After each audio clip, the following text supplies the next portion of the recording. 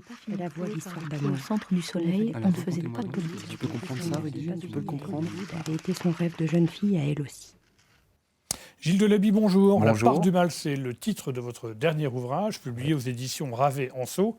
Alors, on connaît le commissaire Bouvier, qui est un personnage un peu récurrent, qu'on a rencontré lors de votre premier ouvrage. On le retrouve ici, dans une histoire très compliquée, extraordinairement normande, j'allais dire, pour ne pas dire cauchoise, avec comme point de départ un meurtre absolument sordide d'un pauvre gars qui se retrouve avec un pic à bœuf planté dans le corps. Oui, exactement, sur la place du vieux marché de Rouen, quand il y avait encore les halles et le marché aux bestiaux.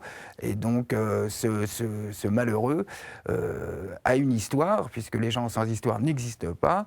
Il a une histoire, et une histoire... Il a un peu perdu la raison. Il a perdu la raison, oui. Enfin, en même temps, il est assez lucide quand même. Il est extrêmement lucide, c'est-à-dire que lui se rappelle de ce qu'il doit se rappeler. Et il est assassiné. Il a connu une petite fiancée dans le quartier du faubourg Martinville, qui est un faubourg extrêmement miséreux de la banlieue, enfin de la ville de Rouen, puisque c'est au cœur... Une prostituée. Voilà, c'est une petite prostituée, Mariette. Et donc, il a des rêves de bonheur qui vont évidemment s'achever brutalement, puisqu'on l'assassine. Et il se trouve que sa famille, son père notamment, Gustave Mallet, est le maire d'une commune du Pays de Caux, d'Oudeville, voilà, pour ne pas la nommer. Et donc c'est un homme extrêmement puissant dans son fief. Et on comprend qu'une l'histoire familiale compliquée, le commissaire Bouvier va enquêter justement à Doudeville. Vous me dites si je me trompe, mais j'ai l'impression qu'il y a un peu un match.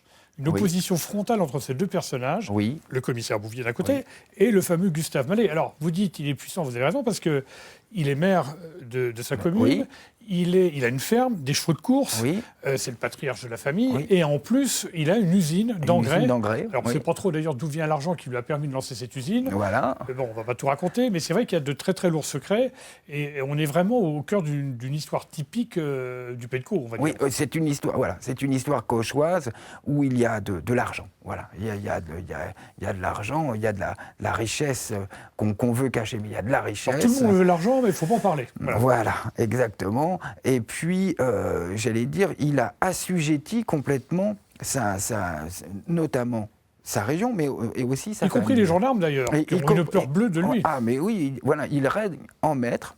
Le médecin aussi. Le médecin, j'allais dire tous les notables. C'est un tyran. Voilà, c'est un tyran local, mais c'est un tyran. Et là, un trublion, une espèce de fou du roi, c'est le commissaire Bouvier, va lui bousculer un petit peu. Dans la fourmilière. Voilà, exactement. Et donc, je laisse au lecteur évidemment le plaisir de dénouer cette affaire, mais j'ai voulu dépeindre les années 50.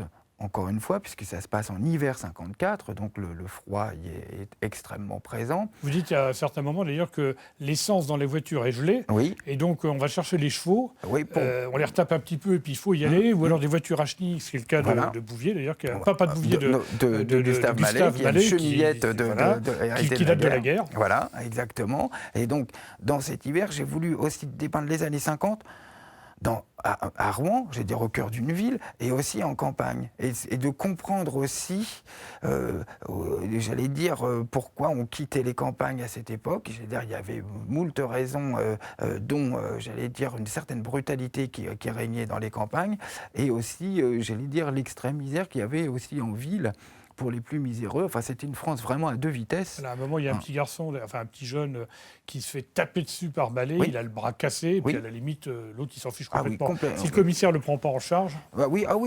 il se débrouille, et puis il sera éclopé pour le restant de ses jours. Voilà.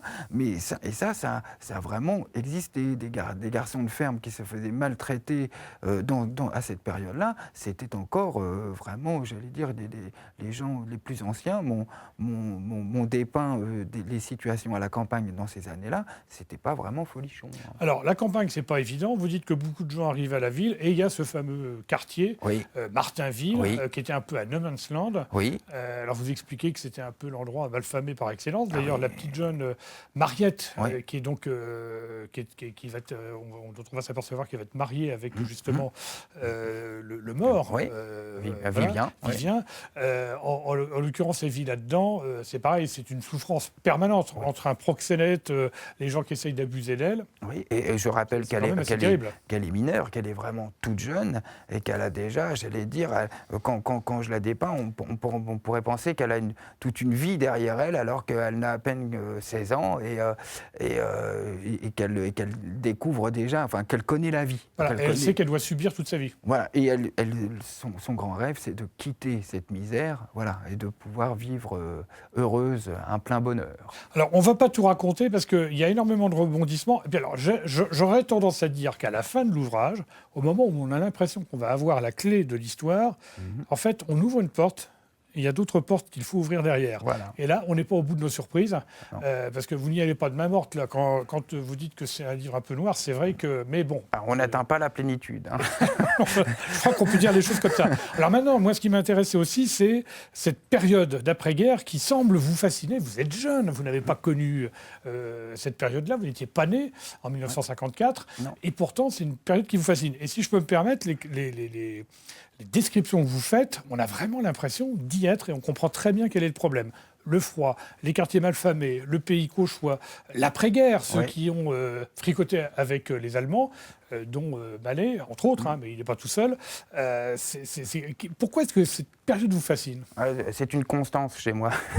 C'est vrai que on avait déjà vu ça avec le premier livre. Voilà, avec les communions de Rouen. C'est vraiment une période charnière, la période des années 50. Les cadavres qu'on avait retrouvés dans une église, bon, voilà, ils avaient fasciné tout le secteur. C'était aussi au lendemain de la guerre. En 56, alors celui-ci date de 56. Il y a encore des restrictions d'après-guerre.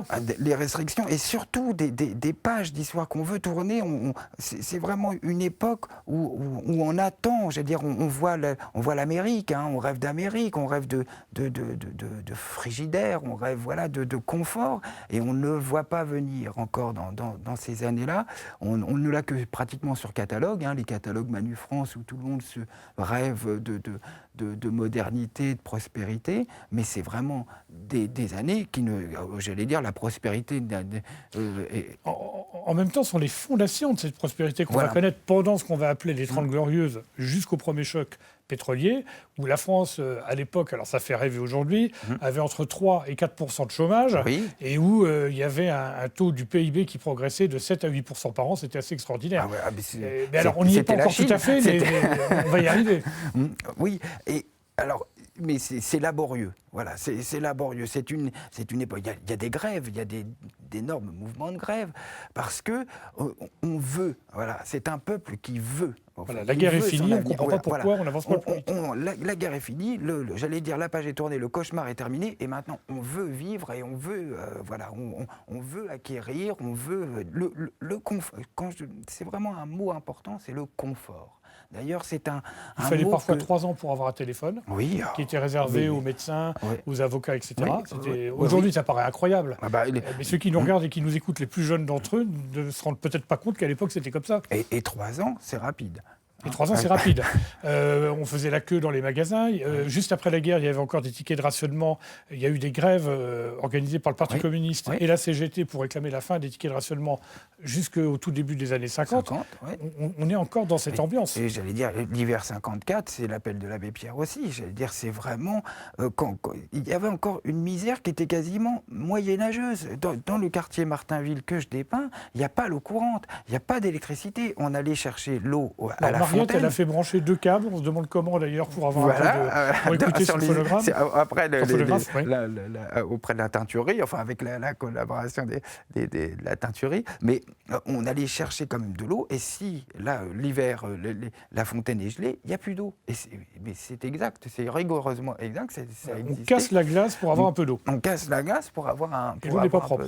Et l'eau n'est pas propre. J'allais dire, rien n'est propre. Je veux dire, dans ce quartier, c'est quand on disait le quartier malfamé. exprimé, ça, voilà, Alors aujourd'hui, c'est pas pareil, tant mieux. Mais c'est vrai qu'on a un peu de mal à se rendre compte quand même de cette époque. On a vraiment beaucoup de mal. Moi, j'ai dépeint ce quartier parce que j'ai vécu en face, juste en face, dans le quartier en face. Et il n'était pas encore détruit. Et donc, moi, j'ai vu que la carcasse, que ce qu'il en restait avec les 2-3 clochards qui le hantaient encore. Et c'est vraiment ce souvenir, c'est de ce souvenir, j'ai puisé dans ce souvenir pour écrire ce livre et essayer de redonner vie à cette carcasse, à ces fantômes. Alors, je conclurai en disant qu'effectivement, il y a cette période charnière très importante, le lendemain de la guerre, avant les 30 Glorieuses, et puis vous évoquez aussi ce qui s'est passé avant, puisque la femme d'un des personnages principaux, Raïssa, donc, qui est une Russe blanche, en opposé aux Russes rouges, très fortunée, a dû fuir son pays au moment de la Révolution de 1917, donc on remonte quand même très longtemps en arrière, et il y a encore des restes, entre guillemets, de cette période un petit peu mystérieuse. On en voit encore les suites pendant l'après-guerre directement. Alors ça a été vrai pendant la guerre, notamment au moment de l'occupation, et ça a été vrai aussi après. Ouais, exactement, c'est-à-dire que voilà, je dépeins les contemporains de l'époque, c'est-à-dire ceux qui ont vécu, qui avaient une trentaine, cinquantaine d'années, donc ils ont vécu les révolutions, les guerres, et surtout la plus grande, j'allais dire 14-18. C'est quand même, quand je dépeins ces personnages, je les dépeins aussi dans leur contexte. C'est-à-dire qu'on ne peut pas se mettre dans leur tête si on ne se projette pas en disant que ces gens ont vécu une boucherie en 14-18, une révolution en Russie, enfin en URSS. Ils sont pétris de leur présent, et j'essaye de redonner, même dans l'écriture, j'essaye de capter l'écriture et d'en donner le verbe et la plume des années 50. J'essaye vraiment d'immerger le lecteur dans un voyage dans le temps. Voilà. Écoutez, si je peux me permettre, vous avez parfaitement réussi. C'est pourquoi je conseille à nos auditeurs, téléspectateurs et internautes la lecture de La part du mal. Gilles Delaby, merci d'être venu nous en parler. Je rappelle que cet ouvrage est publié aux éditions Ravet-Anso. On ne voulait pas faire la voix d'histoire d'amour. Au centre du soleil, on ne faisait pas de politique. Tu peux comprendre ça, Rudy? Tu peux le comprendre? Ça avait été son rêve de jeune fille à elle aussi.